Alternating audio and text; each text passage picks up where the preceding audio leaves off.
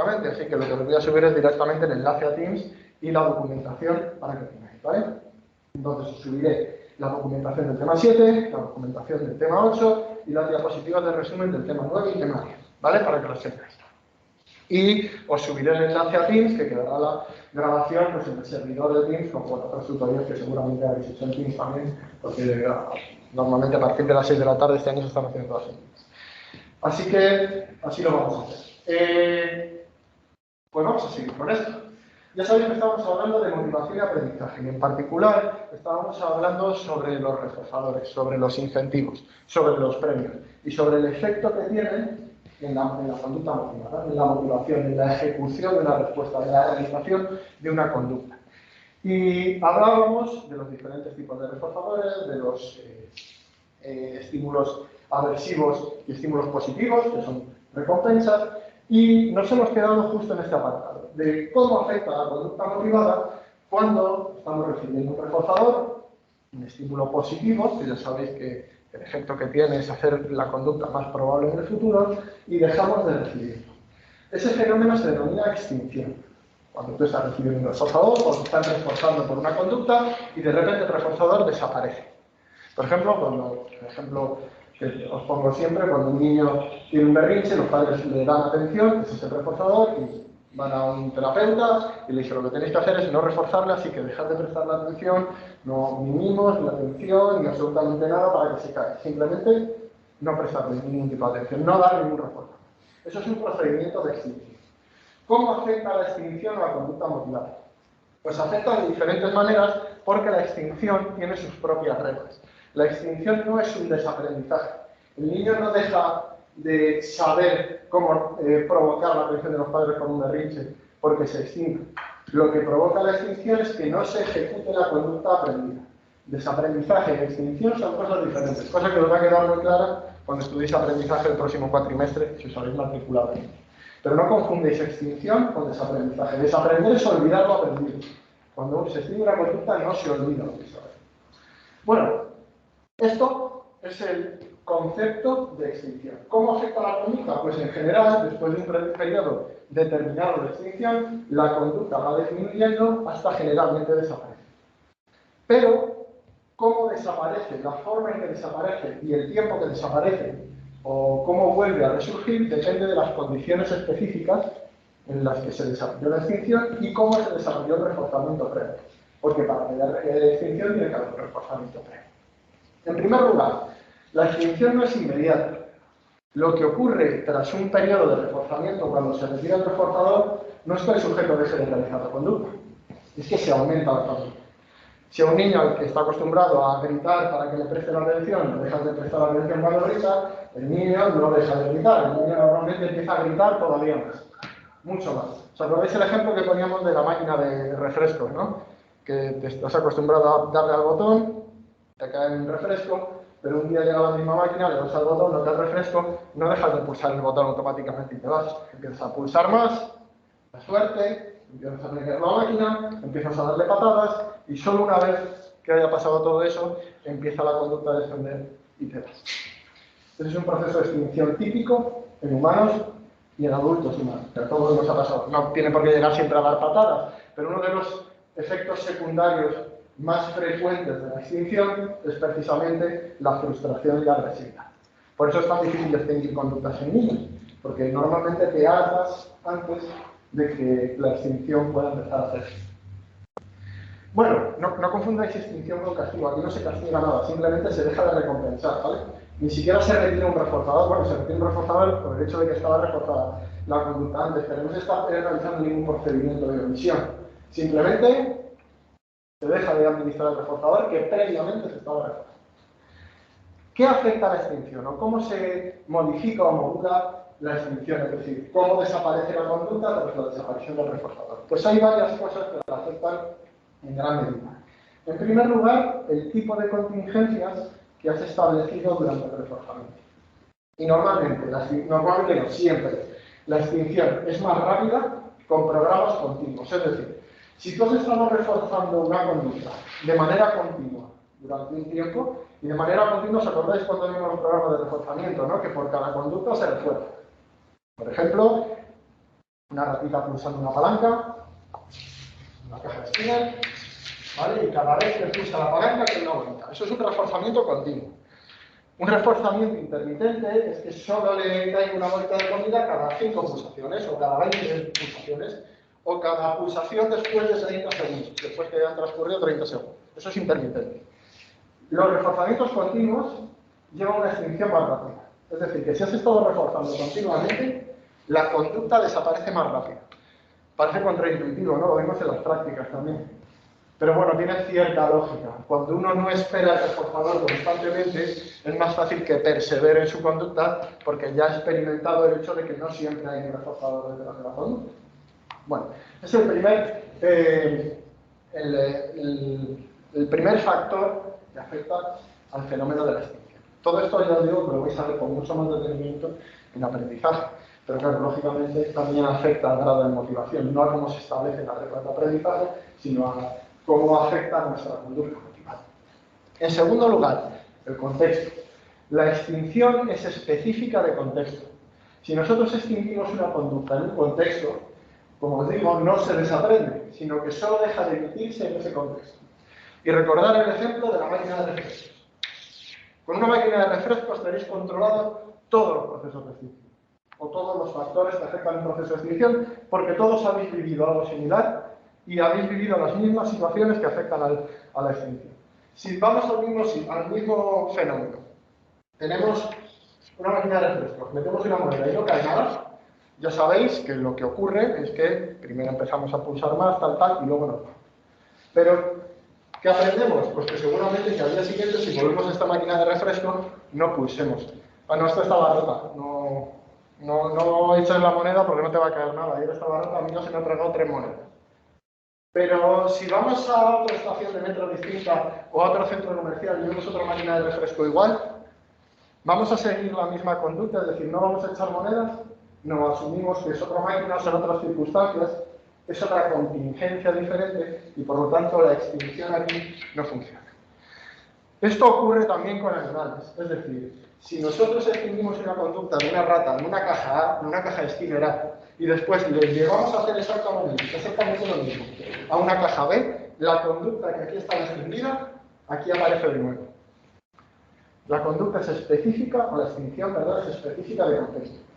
¿Qué quiere decir eso también? Que si extinguimos la atención de un niño para que no tenga berrinches en un contexto concreto, por ejemplo en casa de sus abuelos, cuando vayamos a casa de sus padres o al colegio, esa conducta va a volver a aparecer, no va a estar extinguida en ese contexto.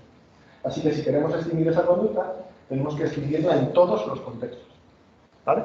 Eso también es muy importante en el contexto de extinción, en el ámbito de la extinción.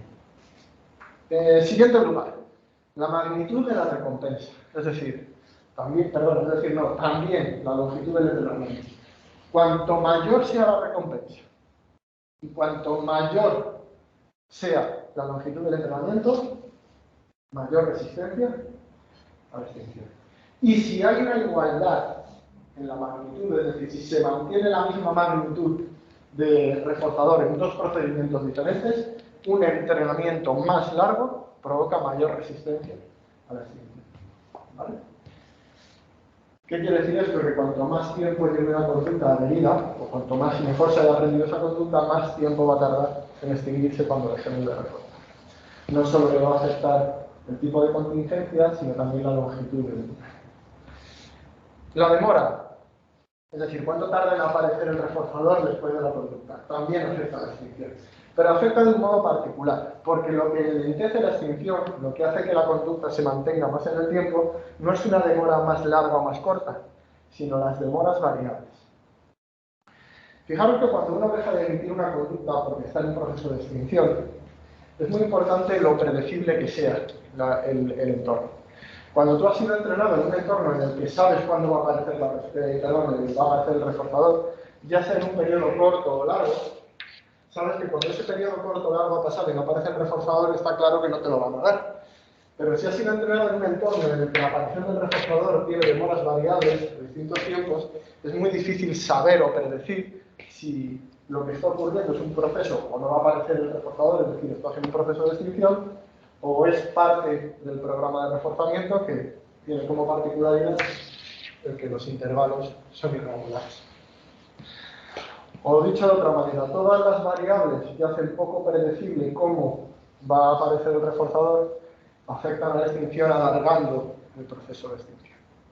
¿Vale? Mientras que, las que lo hacen más predecible afectan de la manera. Por decirlo de una manera general, ¿vale? Esto es una regla muy general que, por supuesto, luego es mucho más compleja cuando bajamos a los procesos de extinción y a todas sus complicaciones, que hay muchas, ¿vale? Tanto en el condicionamiento clásico como en el condicionamiento operante. El condicionamiento operante nos referimos a la ausencia de reforzador, pero también hay extinción del condicionamiento clásico, cuando deja de haber contingencia entre el estímulo condicionado y el estímulo incondicionado. Ahí se produce extinción, aunque no dependa del reforzador. Aquí nos centramos en el reforzador porque es lo que afecta a la conducta motivada. Bueno, y ya hemos visto cómo afecta la ausencia, o mejor dicho, no la ausencia, la desaparición de un reforzador a la conducta motivada. Pero, ¿os acordáis cuando hablamos hace unas cuantas tutorías? No sé si estabais todos, pero seguro que lo van a decir hoy. Hablamos de que era muy difícil definir lo que es un reforzador. Lo que constituye un reforzador para un organismo puede no serlo para otro organismo y que por tanto es muy difícil definir cuáles son las características de un reforzador. Y que al final la mejor solución era definir el reforzador por sus consecuencias. Es decir, un reforzador es aquello que hace más probable la conducta en el futuro. Hace que aumente la probabilidad de emitir esa conducta en el futuro. Pues algunos investigadores, Premack en particular, pensó que cualquier cosa podía ser un reforzador. Y que de hecho, no solo los estímulos, sino que cualquier actividad, cualquier conducta puede servir como reforzador y, por tanto, como motivador de la conducta. Fijaros, esto es lo que se llama la teoría de la probabilidad condicionada, o también denominado principio de Premack. David Premack fue el que inició este principio en sus investigaciones. El principio es muy sencillo, lo hemos utilizado todos muchas veces. Yo creo que de hecho aquí lo he comentado alguna vez. Lo que viene a decir básicamente es que cualquier actividad más probable puede reforzar una actividad menos probable siempre que la segunda se haga contingente a la primera. ¿Eso qué quiere decir? Que si tenemos una habitación y ahora lo que tenemos es un niño con dos mesas, en una hay videojuegos y en otra están sus deberes. Y dejamos que entre el niño en la habitación, es un experimento, ¿vale? Estos son cristales opacos, no puede ver quién hay fuera. Haz lo que quieras, ¿vale? Esa es la instrucción que le damos al niño. Te metes y haz lo que quieras. ¿Dónde creéis que va a ir? Los videojuegos. Los videojuegos, ¿no? ¿Creéis que si le dejamos un par de horas va a dedicar más tiempo a los videojuegos que a hacer lo que ve? Depende del niño, ya lo sé, ¿vale? Esto, para el niño que le guste mucho esa materia o que no le gusten los videojuegos, pero de manera general, de manera coloquial, para entendernos en el ejemplo. Seguramente pase más tiempo jugando a videojuegos, ¿no? Así que en esto es lo que se llama línea base. Hemos metido al niño y le hemos dejado al libitum. Y al libitum quiere decir que puede hacer lo que le dé la gana. No hemos dado instrucciones ni estamos reforzando. En línea base, la actividad preferida es videojuegos, ¿no? Imaginaros, para el ejemplo, ¿vale? Que ha dedicado 1,5 horas a jugar a videojuegos y 0,5 horas a hacer los deberes. La actividad preferida es esta, ¿no? Lo que dice Premack es que no tenemos que buscar un estímulo reforzador. Podemos reforzar una conducta haciéndola contingente, una conducta menos probable, haciéndola contingente a una conducta, haciendo la conducta más probable contingente a la menos probable. Lo trasladamos a palabras más sencillas. Le podemos decir al niño que si quiere jugar a videojuegos, tiene que hacer antes los deberes. Así que para poder realizar la conducta que prefiere, la hacemos contingente a la que no prefiere. Así que hasta que no pueda, no lo va a realizar. ¿Qué va a hacer el niño? Como estamos restringiendo su actividad más probable, va a realizar en mayor medida o más probable para poder acceder a la que sí quiere hacer todo lo que pueda. ¿Quiere decir hacer contingente? Contingente es relacionarlas, es decir, hacerlas dependientes unas de otras. Quiere decir que la conducta o el acceso a los videojuegos depende de la realización de una conducta. Una contingencia es cuando tienes que suceder algo que no has previsto. No. Eso no es, el concepto de contingencia en ciencia o en psicología se refiere a la relación entre dos eventos. Otra cosa es el concepto, ha habido una contingencia, ha habido un imprevisto. Pero no, cuando nos referimos a contingencia en el ámbito científico y en especial en psicología, nos referimos a la dependencia o a la unión de dos elementos. O sea, podéis simplemente ver que están unidas o relacionadas. Relacionadas, probabilísticamente, es decir, que una está asociada de manera probabilística a la otra, que la probabilidad de aparición de una o que la aparición de una está asociada a la aparición de otra, ¿vale? Como en el condicionamiento operante, es decir, para que tú puedas recibir un reforzador tienes que realizar una conducta. Si no realizas la conducta no aparece el reforzador. Eso es establecer una contingencia, ¿vale? Formar una relación de causa y efecto, ¿vale? Es importante en el concepto de contingencia entender que depende de la probabilidad de que el reforzador aparezca cuando no hay conducta. Es decir, la contingencia significa tanto que aparece el reforzador cuando realiza la conducta, como que no aparece el reforzador cuando no realiza la conducta. Si el reforzador aparece igual, la realiza o no, no hay una relación de contingencia, ¿vale? También, de nuevo, todo esto se explica mucho mejor en el aprendizaje, que es donde veis exactamente todos estos procesos y las tablas de contingencia, donde se ven las relaciones causales entre cada uno de los ejemplos, ¿vale? Pero esto sería lo que propone Freeman. Para entendernos que tú puedes reforzar una conducta que no quieres hacer, restringiéndola para que solo la puedas hacer cuando has realizado esa conducta que quieres, ¿sabes? Básicamente, no juegas a los videojuegos hasta que hagas lo que quieres. Eso es el principio. ¿Qué quiere decir esto? Pues que a pesar de que no tengamos muy claras las necesidades de los sujetos, a pesar de que no tengamos muy claro qué estímulos son eficaces como reforzadores para los sujetos, siempre podemos encontrar un reforzador válido, simplemente fijándonos en las actividades que a nivel basal son más frecuentes. Si nos fijamos en cualquier organismo, por eso los psicólogos preguntan muchas veces, ¿qué le gusta a tus hijos? ¿O qué le gusta a tu pareja? ¿O qué le gusta a cualquier cosa para que sirva como reforzador? Es decir, buscan reforzadores para una persona concreta, para poder trabajar con esos reforzadores. Siempre podemos encontrar esto. De hecho, Freeman hizo varios experimentos de este tipo y ponían niños con actividades que les podían gustar, pero no les gustaban más unas u otras, es decir, comer caramelos o jugar al pinball. Pues hay niños que preferían jugar al pinball y niños que preferían jugar caramelos. Comer caramelos. Pues, curiosamente, podía utilizar como reforzador aquella actividad que ellos preferían, pero no la otra. Es decir, los niños que preferían jugar al pinball, pues podían utilizar jugar al pinball como reforzador para la actividad de comer caramelos, pero no al revés. Y justo al revés, los niños que preferían comer caramelos, pues podían utilizar como reforzador eso para que jugasen más. Es exactamente lo mismo que hemos dicho. Buscar actividades más probables y restringirlas para que solo puedan ocurrir si antes han hecho una actividad menos probable. ¿Qué ocurre? Que este principio no era suficiente para explicar lo que se podía utilizar como reforzador. También lo veis en aprendizaje de manera mucho más profunda. Pero después de esto, de los experimentos de Freeman, otros investigadores, en particular fueron Timberlake y Allison, desarrollaron esta hipótesis todavía, o la llevaron todavía más lejos. Y se dieron cuenta de que uno de los principios de la teoría de Freeman ni siquiera era necesario. Hemos dicho que una actividad tiene que ser más probable para que sirva como reforzador. Y lo que dijeron Timberlake y Allison es que no hace falta que sea más probable. Puede ser menos probable y aún así servir como reforzador. Es decir, fijaros lo que dicen Timberlake y Allison. Dicen, hacer los deberes puede servir como reforzador de jugar a videojuegos. Es decir, puede reforzar a un niño diciéndole que solo va a poder hacer los deberes si juega suficiente a videojuegos. Y diré, pues difícilmente, ¿no? ¿Sabes? Como no juegues por lo menos 7 horas a videojuegos, no puedes hacer los deberes. Este es un ejemplo muy extremo, pero quiero que lo entendáis viendo las proporciones presupuestarias. ¿Veis cómo el niño requiere o dedica 3 veces más tiempo a jugar a videojuegos que a hacer los deberes, ¿no? Lo que dicen Timberlake y Allison es, solo necesitamos restringir lo suficiente la conducta para que sirva como reforzador. Si tenemos una proporción de 3 a 1, quiere decir que ese niño en su distribución conductual, cada 3 horas que dedica a jugar a videojuegos, también le gusta dedicar cierto tiempo a la otra actividad, aunque le gusta dedicar menos. Pero ¿qué pasa si restringimos mucho esta actividad? Perdón, si restringimos mucho la actividad menos probable. ¿Y si le decimos al niño que solo va a poder hacer los deberes si está 8 horas jugando a videojuegos. ¿Veis que la proporción ahora es de 8:1?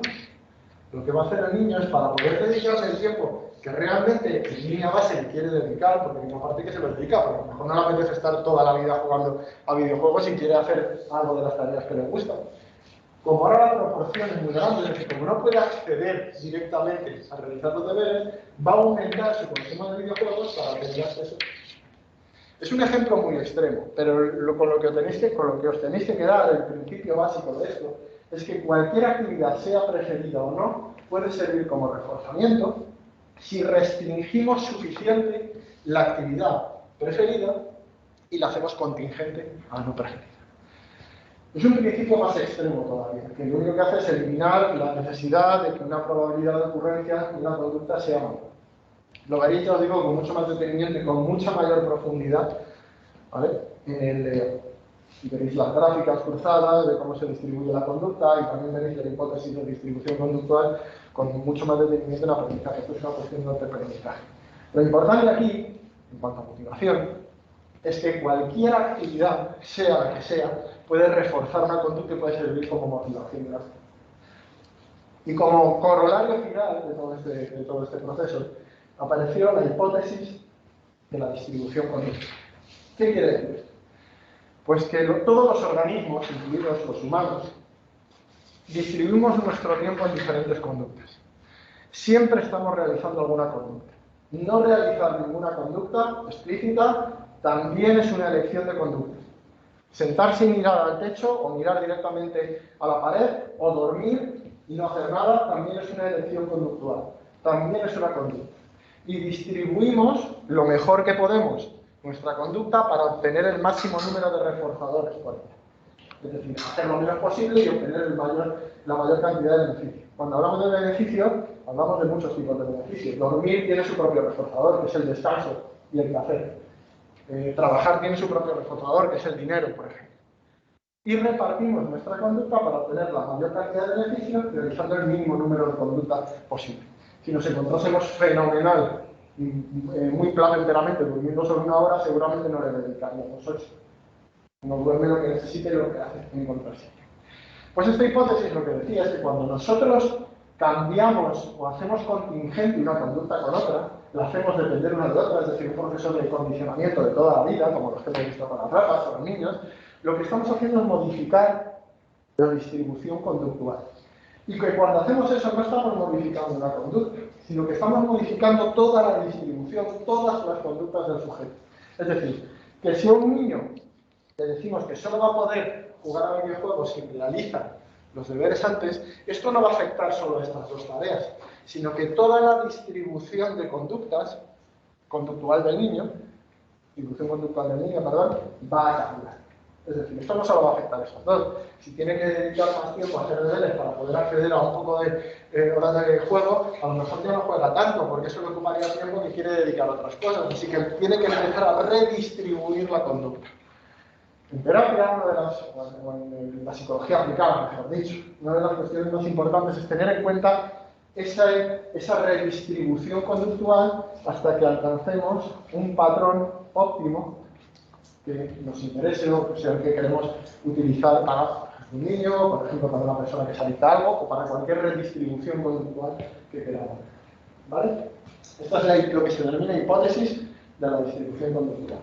De nuevo, cuando vayáis a aprendizaje y veáis todos los procesos de modificación de conducta y cómo se genera conducta nueva y cuáles son las reglas de modificación del comportamiento, pues veréis todo esto con muchísima mayor intensidad. Pero aquí lo que debe quedar claro es, primero, cómo afecta o cómo puede servir como motivador o para motivar o para iniciar la conducta, no solo cualquier estímulo, sino cualquier actividad, y el hecho de que los sujetos reorganizan su conducta, es decir, están motivados para realizar conductas, y cuando cambian las contingencias, cambia su conducta, para organizarlo de la manera que les sea más placentera, es decir, que puedan obtener el máximo número de resultados.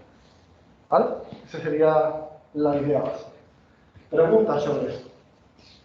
Si no las tenéis ahora, las vais a tener el próximo cuatrimestre cuando veáis el aprendizaje porque el tema se complica un poco. ¿Vale? ¿Algo sobre esto? ¿No? Pues pasamos a otro tipo de aprendizaje. El aprendizaje observacional, esto os suena a todos, seguro, ¿verdad? Es uno de los tipos de aprendizaje que es, no diría exclusivo del ser humano, porque realmente no es exclusivo del ser humano, hay otros organismos que también lo tienen, normalmente organismos que tienen cerebros grandes también, como el ser humano. De hecho, es un tipo de aprendizaje que depende directamente del grado o el nivel cognitivo y del grado en que los sujetos, los organismos, demuestran una cualidad muy concreta, que es la capacidad de imitación. Sabéis que hay una correlación muy grande entre el grado o la capacidad de imitación de los seres vivos y el tamaño de sus cuerpos. Es una habilidad dificultosa. También con otras habilidades, por ejemplo, reconocerse en un espejo y cosas de estas, pero en particular hay un grado de relación muy grande entre el nivel cognitivo y la imitación, y entre esto y el grado de aprendizaje observacional. ¿Qué es el aprendizaje observacional? O aprendizaje vicario, perdón, no de becario, eso es otra cosa. Aprendizaje vicario o aprendizaje sin necesidad de ensayos. Hay muchas diferentes nomenclaturas, pero básicamente todos se refieren a lo mismo. Al hecho de ser capaces de aprender una nueva conducta sin necesidad de ejecutar nosotros esa conducta y sin necesidad de recibir de manera directa las consecuencias de esa conducta.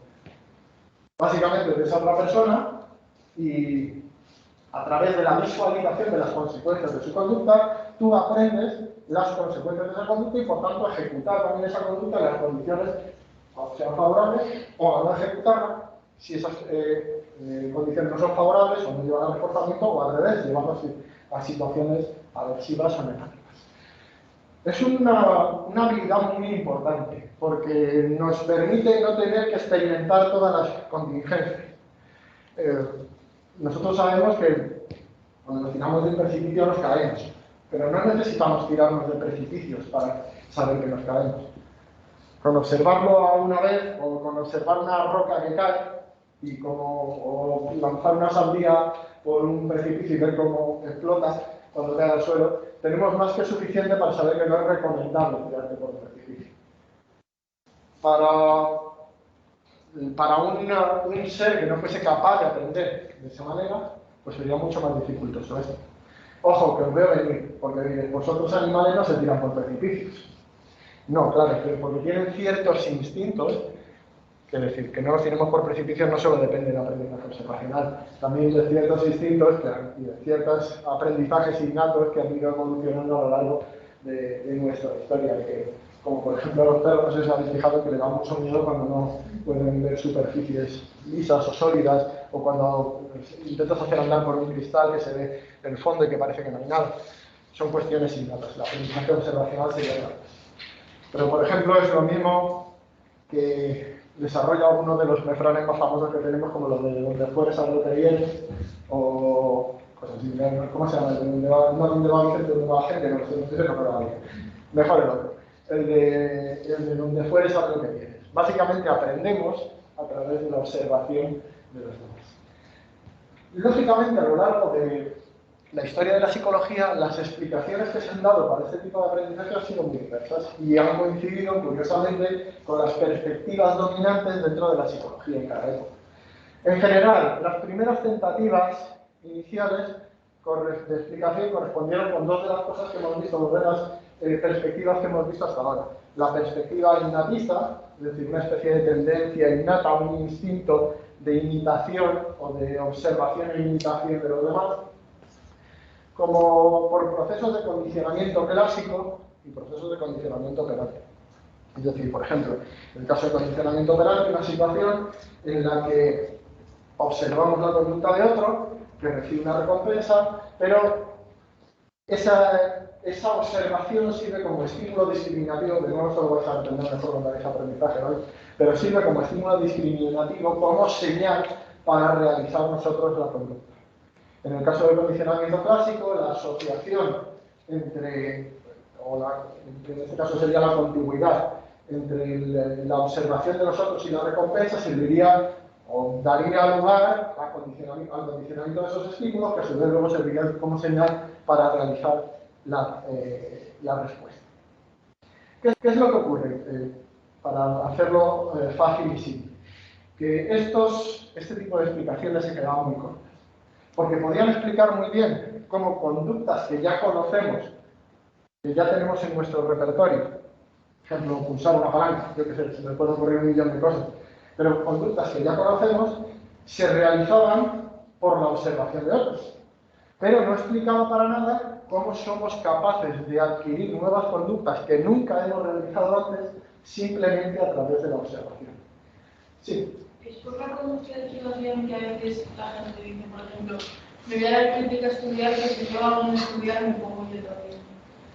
No tendría, porque si eso tendería más, es complicado, es comportamiento complicado, porque en ese caso lo que estaría ocurriendo es que lo que está buscando es un ambiente en el que no haya distracciones que le permitan, a otros reforzadores que le permitan, o que mejor dicho, que le eviten estudiar. Que si está en presencia de otros reforzadores, entonces habría otras conductas. Es decir, si tienes cosas como la televisión al lado, que es un reforzador, y ver la televisión refuerza porque es divertido, dejaría de realizar la conducta que había de reforzar. En un ambiente en el que eso no ocurre. Y que además hay cierto, si es verdad, reforzamiento vicario, porque eso de ver a otros haciendo exactamente lo mismo, podría considerarse, pero ahí hay muchos procesos involucrados.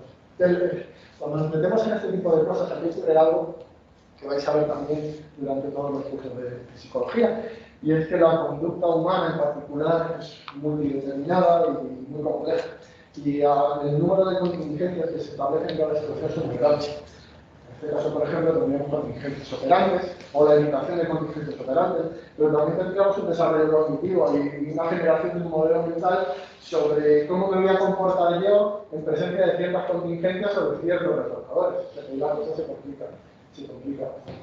Pero podría haber algo por la vía de la observación o por el reforzamiento vicario, por ver a otros haciendo lo mismo, si eso fuese el caso de que te reforzas. ¿Vale? Podría haber cierto reforzamiento vicario. ¿Qué es lo importante? Bueno, esto es en el caso del temario de la asignatura, pero por supuesto, esos temas luego al final son más importantes, porque son los que realmente afectan a la conducta humana, pero en el caso del temario de la asignatura, en el caso de los procesos básicos, que luego hay que aplicar a ese tipo de situaciones, este tipo de explicaciones se quedan muy cortas. Como digo, no podrían explicar gran parte de las situaciones en las que no hemos hecho nada en nuestra vida, no hemos hecho esa conducta nunca, no hemos realizado nada parecido, y sin embargo podemos aprender no solamente viendo. Seguramente os sabréis, no se me ocurre ningún ejemplo, pero seguramente os recordaréis de alguna situación en la que no habéis hecho algo nunca, es decir, una conducta que nunca habéis ejecutado y que la ejecutáis por primera vez simplemente porque la habéis visto a otras personas. Y sabéis que en esa situación, esa conducta puede dar lugar a un reforzador determinado. Pues para explicar eso, surge la teoría del aprendizaje social, lo que después se denominaría la teoría social cognitiva. La teoría social cognitiva es una teoría de Albert Bandura, que se desarrolla entre los años 70 y los años 80. Y que viene a decir que los humanos somos seres sociales, seres que vivimos en un mundo social. Pasamos la mayor parte de nuestra vida en contacto y compartiendo el ambiente con otras personas. Y que hemos desarrollado una capacidad para aprender observando, solamente observando, las conductas de los demás. Y su desarrollo de la teoría se basa en tres supuestos básicos. Bastante sencillos, bastante lógicos además. En primer lugar, que el ambiente se compone de tres factores que se relacionan entre ellos de manera recíproca, que se influyen unos a otros. Los factores cognitivos, es decir, lo que ocurre dentro de nuestra mente, nuestras conductas y el ambiente, es decir, lo exterior a nosotros. En el libro tenéis un ejemplo bastante interesante de cómo ocurrirían este tipo de interacciones.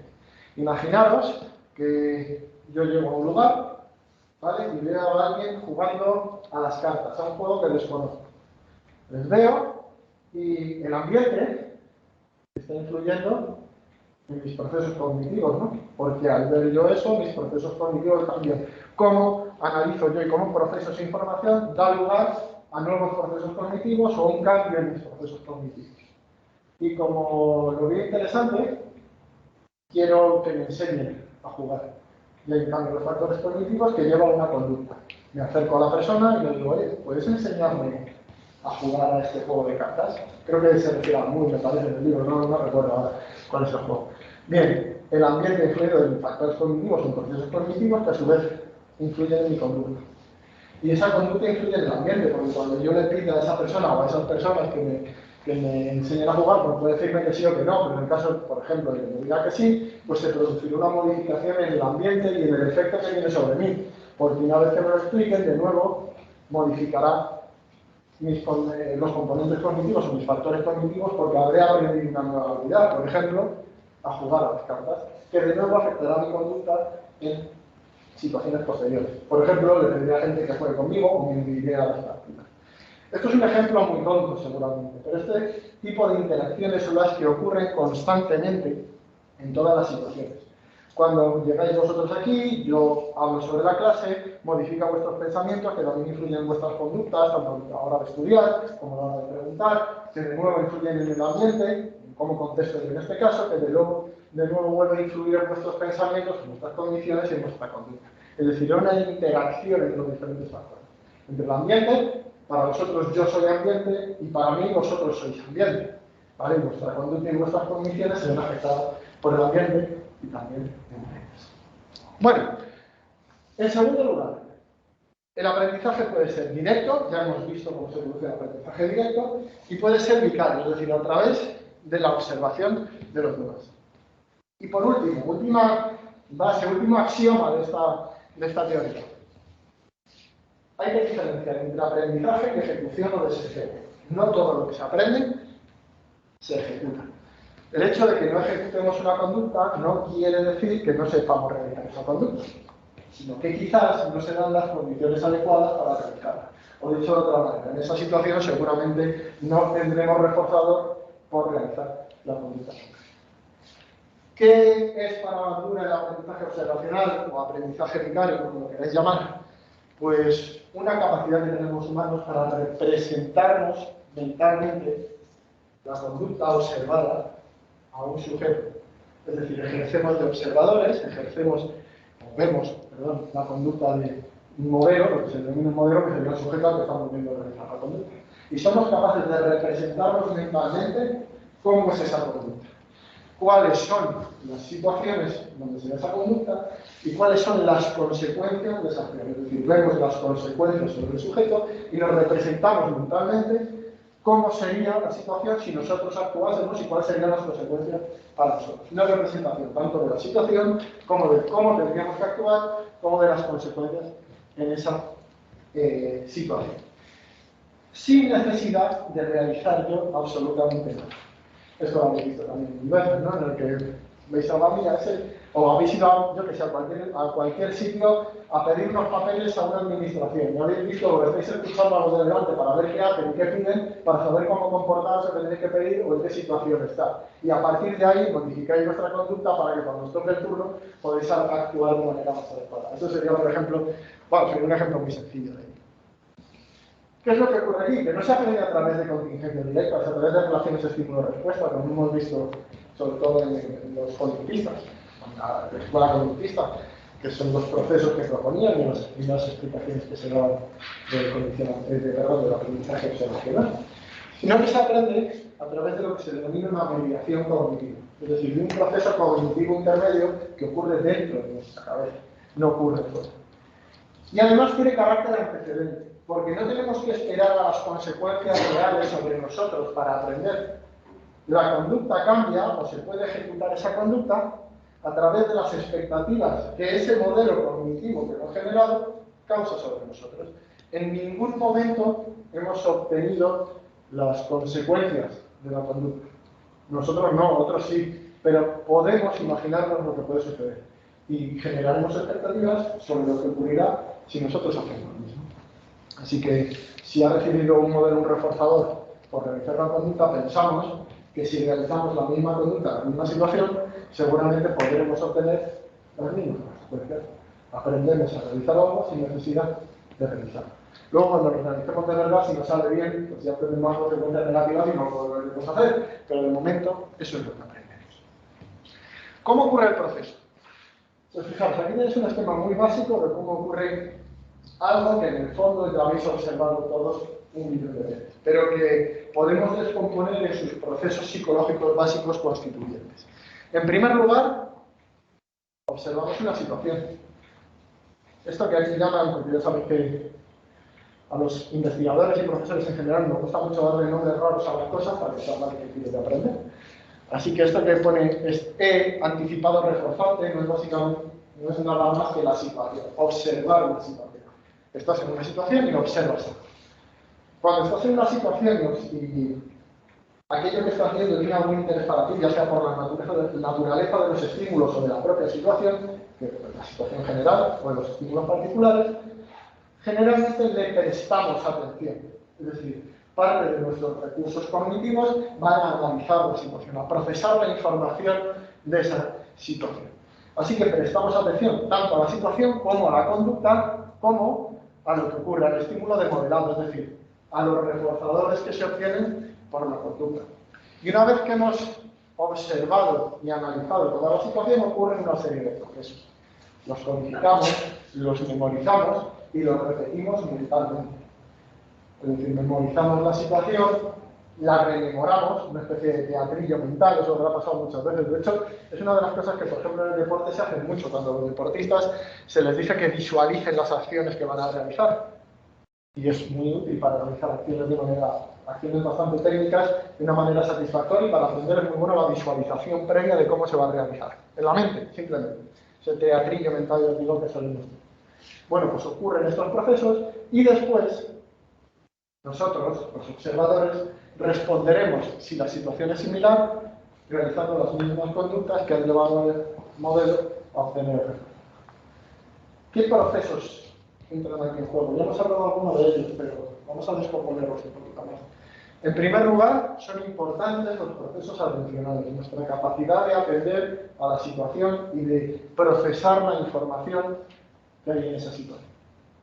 Tanto debido o gracias a las propiedades físicas del estímulo, es decir, prestaremos más atención en función de cómo sean los estímulos del entorno, ya sea porque sean relevantes para nosotros o por diferentes cualidades de esos estímulos. Es decir, partimos de un proceso perceptivo, observamos una situación y esa situación puede llamar más o menos la atención en función de sus características.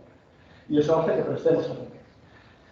También dependerá el nivel de atención y, por tanto, el nivel de aprendizaje de las características del modelo que observamos. En el aprendizaje observacional y en la psicología social es muy importante el concepto de modelo, es decir, de cómo de similar o cuáles son las características, mejor más que similar, cómo son las características del modelo. Generalmente prestamos más atención y aprendemos más de modelos, es decir, lo que estamos observando, un modelo hablo de la persona en particular, que tengan cierto prestigio social, que veamos como competentes, que sean similares en edad, sexo o estatus a nosotros, o bien modelos similares o modelos de prestigio, que son de los que solemos aprender. Es decir, no vamos a prestar la misma atención si sale en televisión alguien explicando algo sobre COVID, que sea un afamado experto internacional, que si sale, pues, cualquiera por ahí hablando. ¿Quién salió en Telecinco, no? Que dijeron quién fue Papa Villa, ¿no? Que salió diciendo alguna barbaridad sobre coronavirus. Lógicamente le vamos a prestar la misma atención. Características del observador. También va a depender de nosotros. Es decir, el grado de atención que prestemos va a depender de nuestras propias características. De cómo de difícil veamos la tarea, de nuestro nivel de autoestima o de autoeficacia, de cómo de eficaces nos percibamos para aprender de esa tarea que se está realizando o de esa situación, y de algunas otras cuestiones, como en este caso he puesto dependencia, pero podría haber puesto otras muchísimas, es decir, de las propias características personales del observador.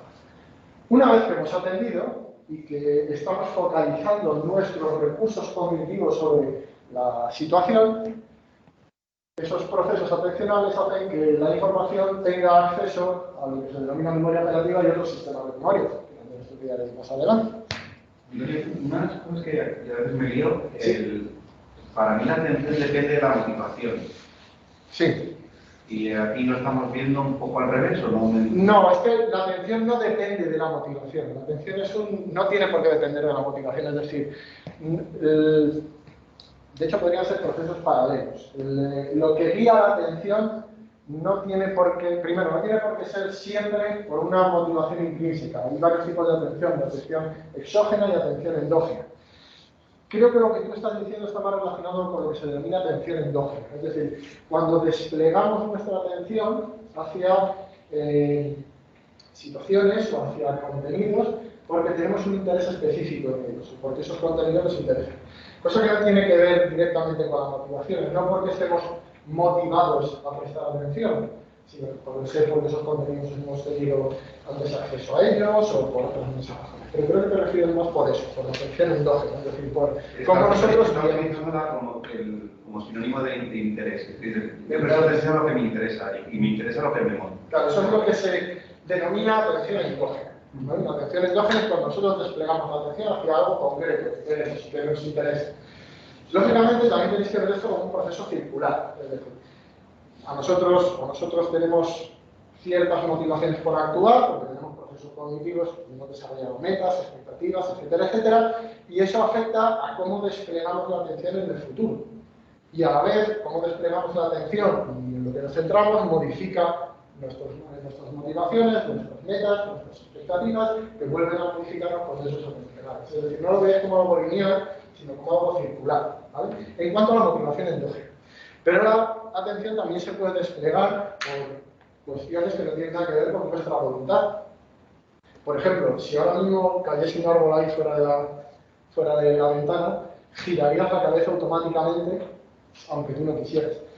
Es decir, eso se llama atención exógena.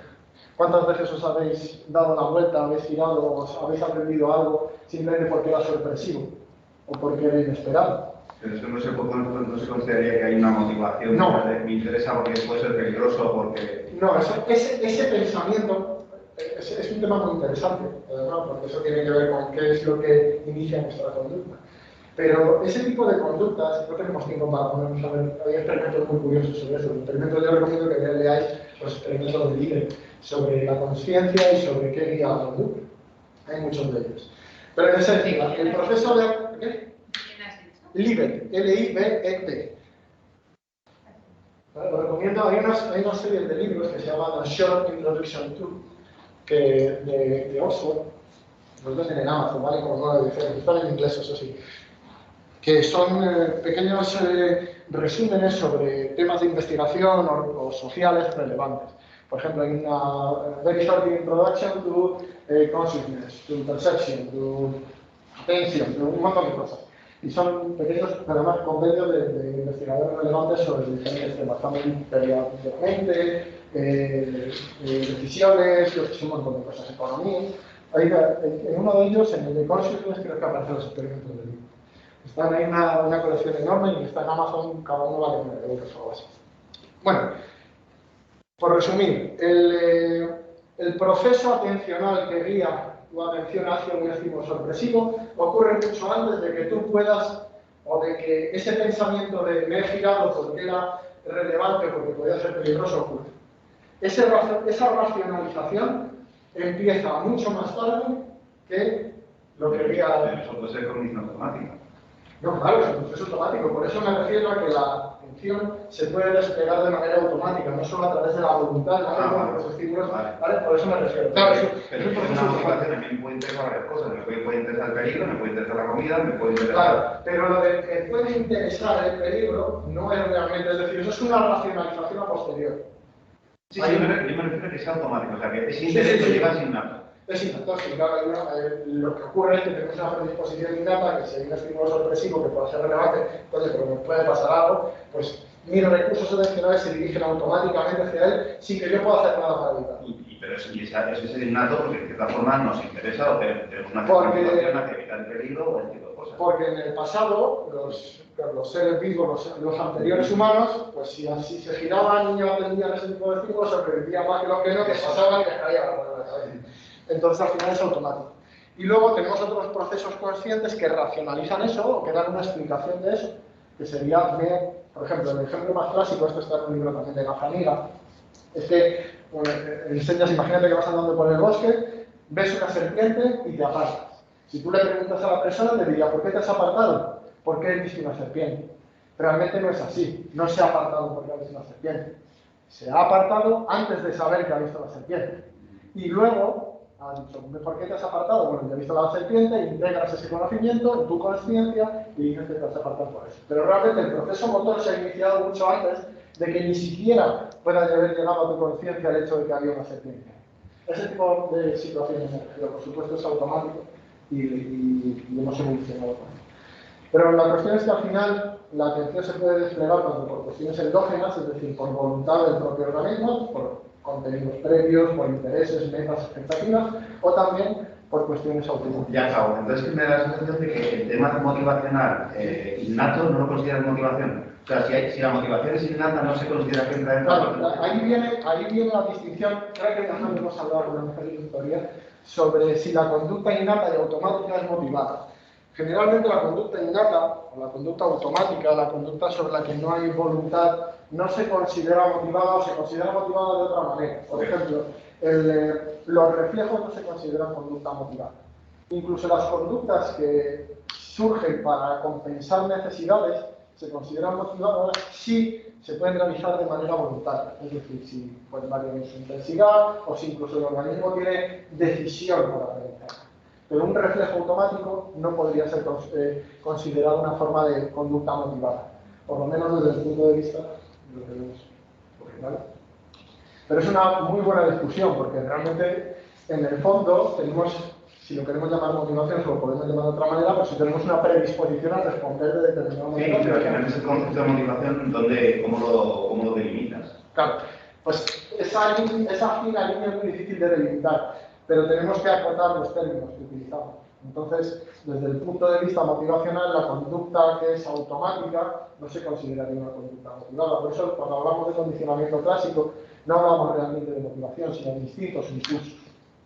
Y o sea, si a mí me gusta una chica es un instinto, no estaría motivado. No, habría varias cosas. Si una cosa sería la reacción fisiológica que te produce esa chica que te gusta, no sería una conducta motivada. Es porque giro la cabeza.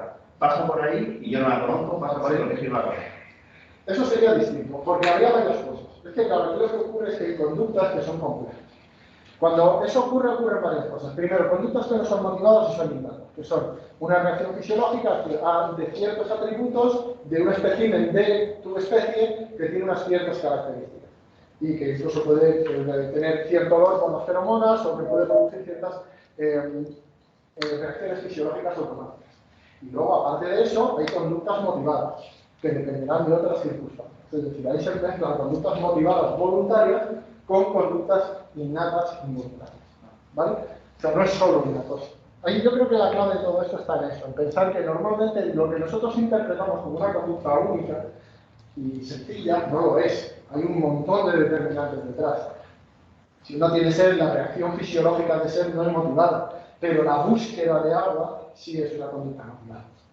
¿Vale?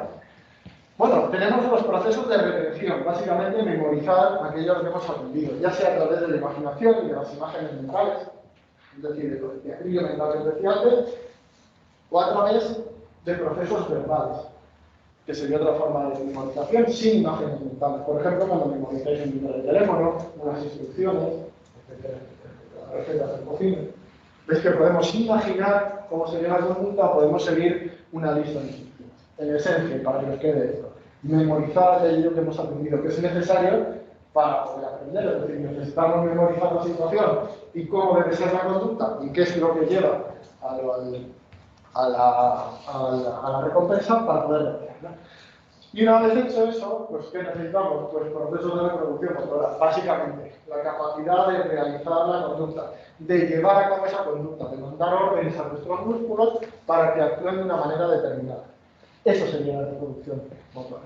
Y aquí influyen algunas cosas, porque por mucho que yo haya aprendido observando la conducta de otros, si yo no tengo esas destrezas motoras o no me siento capaz de realizar esa conducta, pues difícilmente la voy a poder realizar.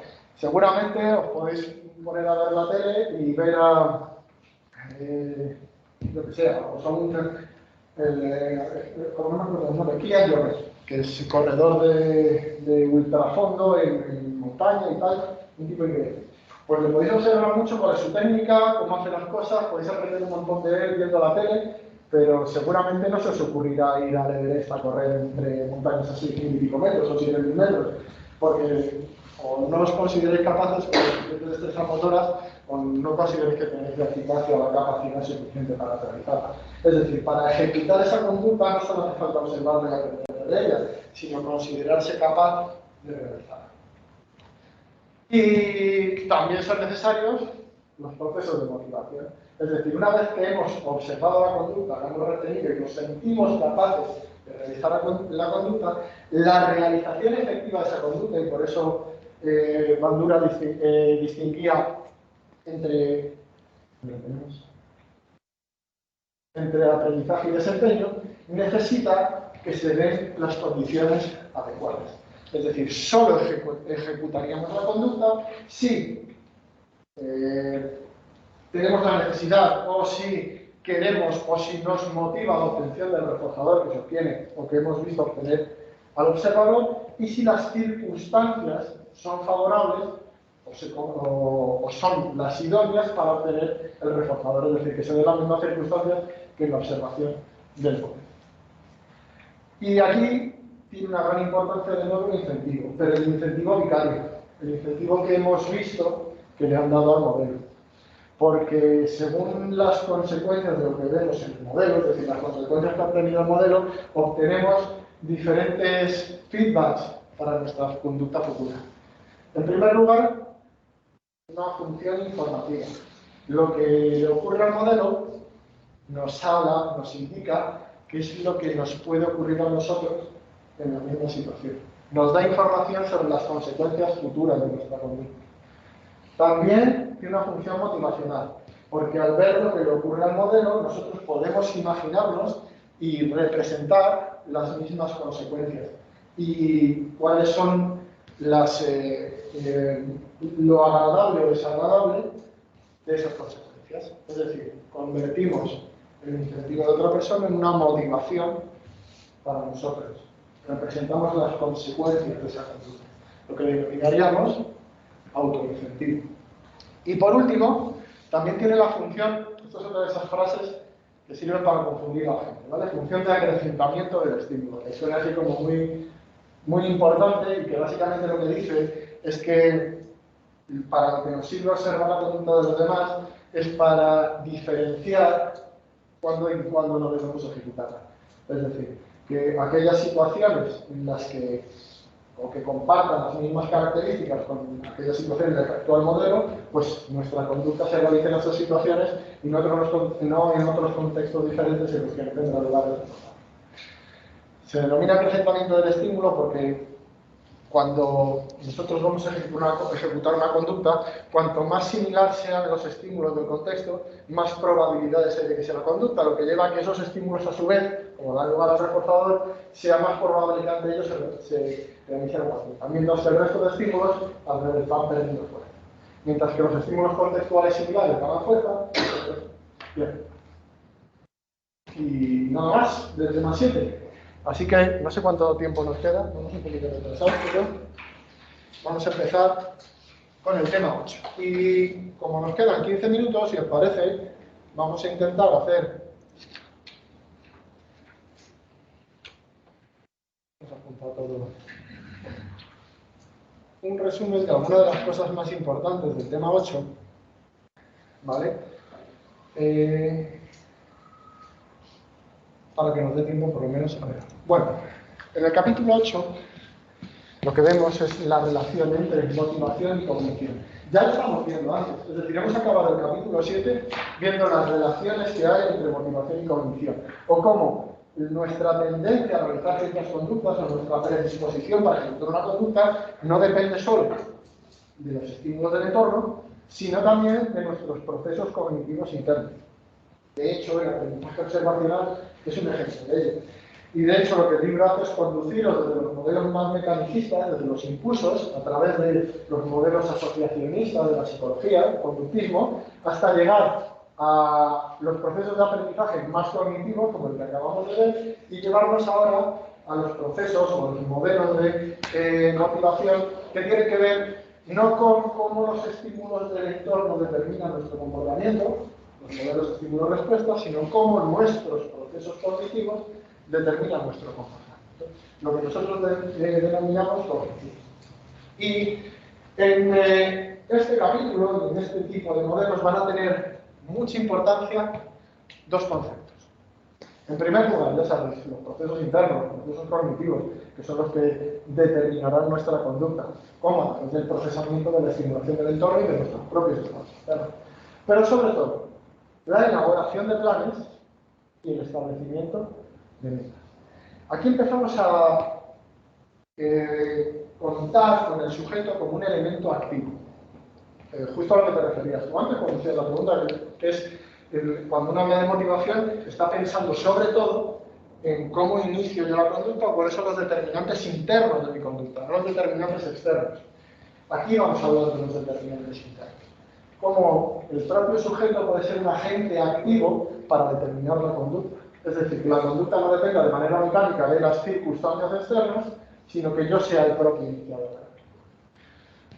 Dejan de ser impulsos, dejan de ser reacciones ante el entorno, dejan de ser contingencias ante el entorno y pasan para satisfacer necesidades y pasan a ser secuencias determinadas por nuestros procesos cognitivos. Es decir, de la generación de metas, expectativas, planes, a la realización de acciones y a la atribución de esas acciones a determinados factores que de nuevo incluirán en las metas y expectativas cómo genero planes, cómo realizo la conducta y en una secuencia constante de esto.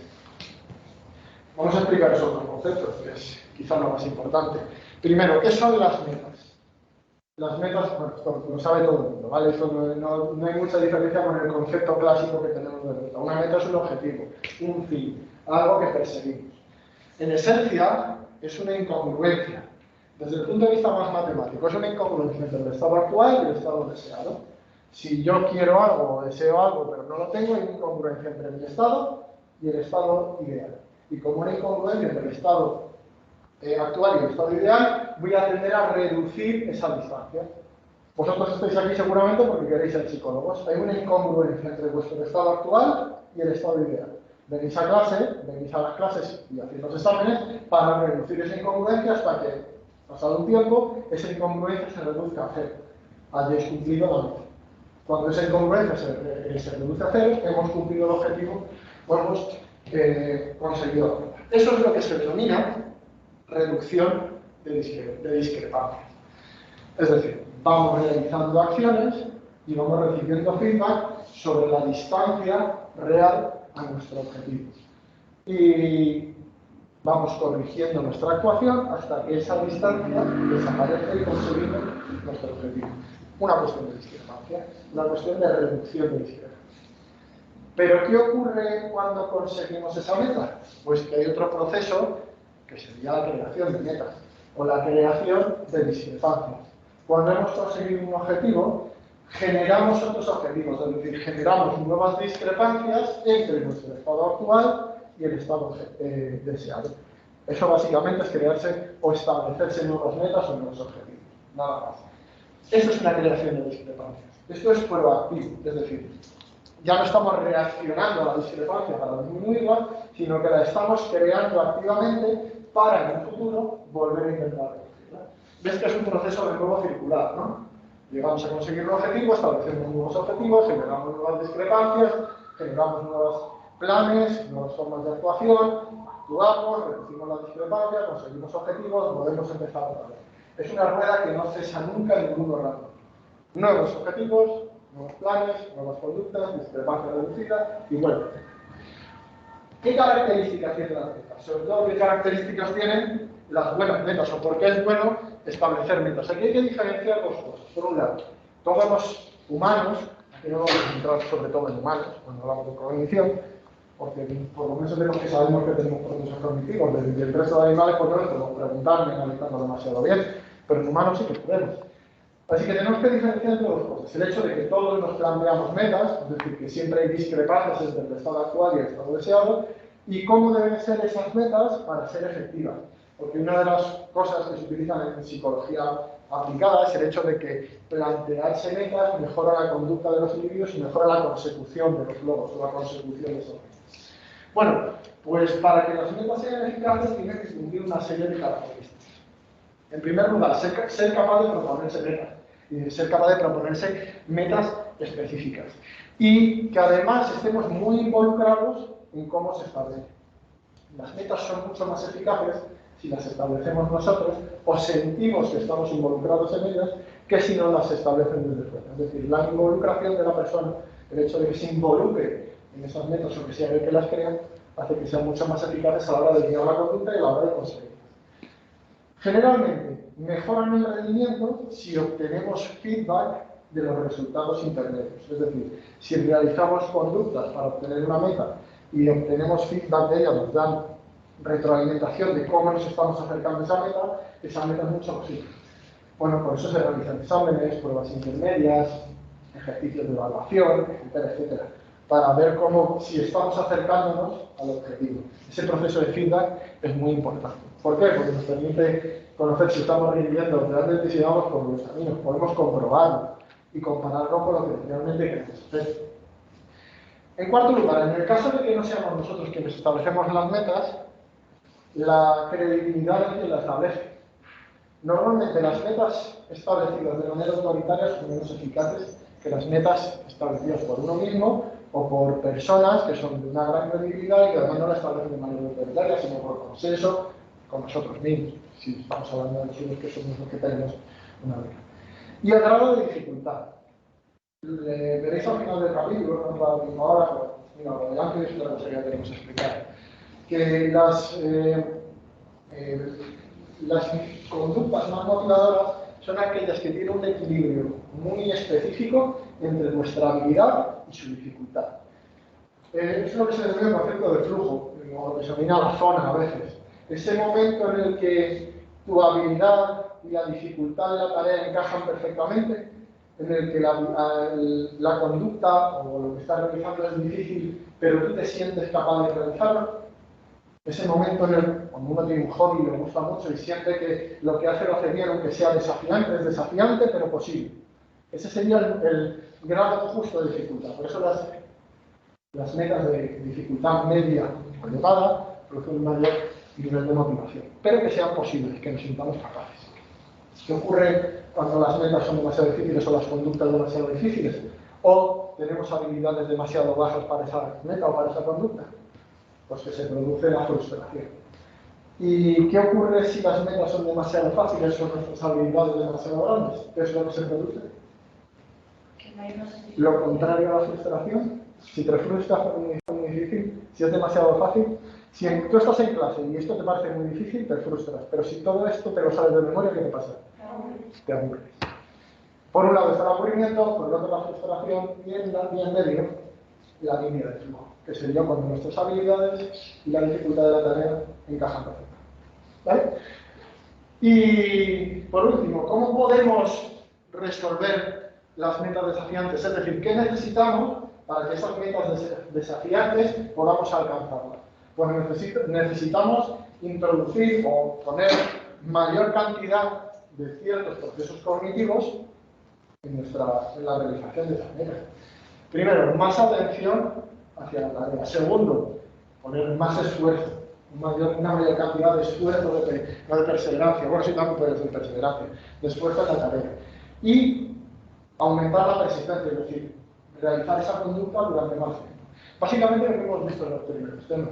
Para llevar a cabo una conducta motivada necesitamos poner mayor esfuerzo, necesitamos que sea persistente en el tiempo y necesitamos mayor cantidad de recursos para poder realizarlo. En este caso recursos intencionales, pero también pueden ser recursos de otro tipo. Generalmente, esto lo vais a ver, que no me voy a meter, porque si me pongo a explicar los recursos intencionales y la relación de atención con otros procesos cognitivos, no acabamos nunca. Ya hemos visto las metas, un concepto sencillo. Vamos a ver qué son los planes. Porque cuando uno tiene una meta, tiene que establecer un plan para llegar a conseguir esa meta. Cuando una meta no es muy sencilla, si mi meta es simplemente dar un paso y llegar hasta aquí, el plan no es muy complicado, aunque a nivel motor así lo sea. Pero en general, cuando tenemos metas establecidas, metas que pueden ser complejas y pueden llevar bastante tiempo, necesitamos crear estrategias estrategias que por supuesto son cognitivas, creadas dentro de nuestro cerebro, a través de nuestros procesos cognitivos, que además no son estáticas, sino que varían con el tiempo, según las circunstancias, el grado de adecuación de mi conducta, el grado de consecución de los objetivos, van variando. Y esos planes, esas estrategias, están orientadas a conseguir o obtener las metas que me he planteado. Es decir, si una meta es una incongruencia entre mi estado actual y el estado ideal, los planes son las estrategias destinadas a resolver esa incongruencia para llegar al estado deseado, conseguir la congruencia o el estado ideal. ¿Cómo es el proceso? Establecemos una meta, actuamos, nos retroalimentamos y una vez que hemos llegado al objetivo, terminamos. Es decir, me establezco una meta. En segundo lugar, una vez que he establecido el plan, actúo. Es decir, hago lo que tengo que hacer, por ejemplo, en ir a clase o hacer exámenes. Obtengo los resultados de la prueba y analizo si he llegado al estado ideal o no. Si no, vuelvo a actuar. Si he llegado al estado ideal, ya tengo nada que hacer y me planteo otro objetivo.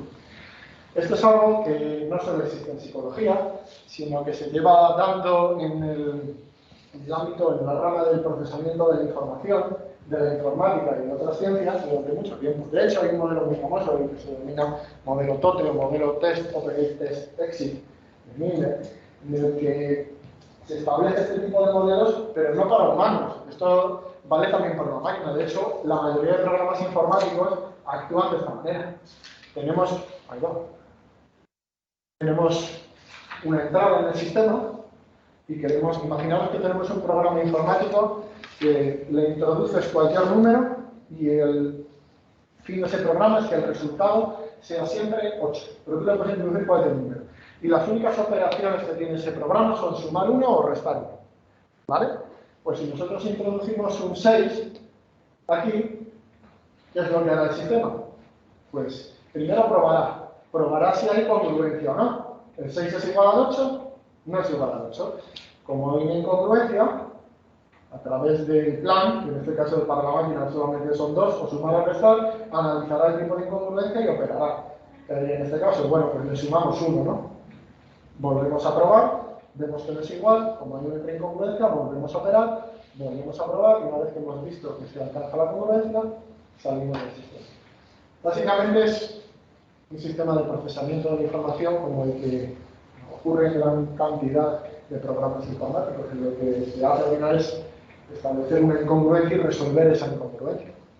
Bueno, ¿qué nos queda? Nos podemos meter con esto, no nos va a dar tiempo a meter con esto.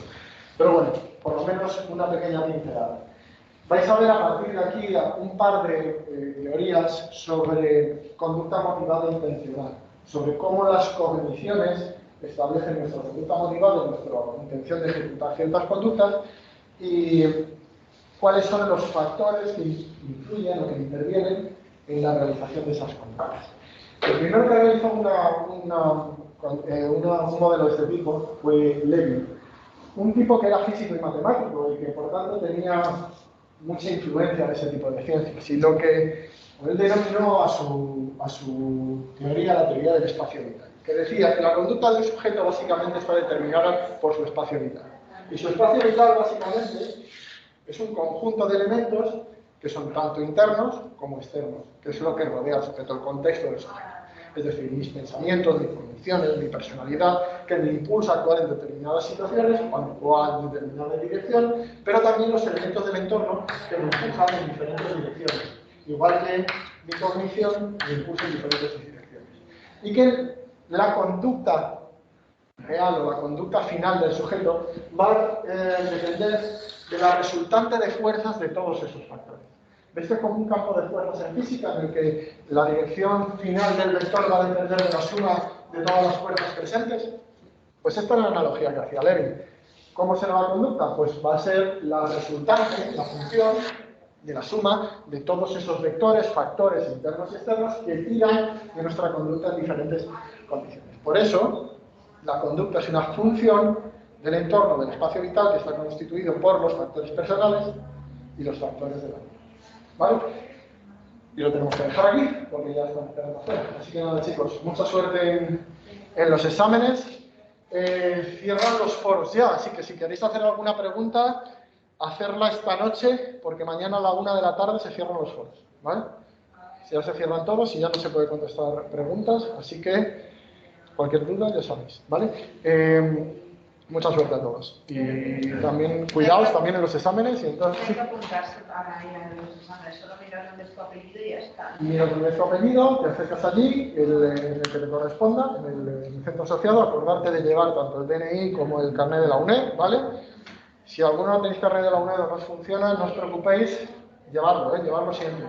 Porque es mucho mejor, porque metéis el carnet y sale vuestro examen. Si no, hay que teclear a mano vuestro DNI y puede ser un poco más engorroso, ¿vale? Pero que no se os olvide nunca el DNI y, por supuesto, el carnet de la UNED. Si no lo tenéis, iros a la Secretaría de los Centros Asociados, que lo hacen, ¿vale? Pero que no se os olvide nunca. Así que nada, chicos, mucha suerte. Y bueno, como digo siempre, espero no volver a veros por aquí. No porque no me caigáis bien, sino porque eso quiere decir que habéis aprobado, ¿vale? Que nos veamos en otros sitios, pero que no nos veamos ahí. Muchas gracias a todos.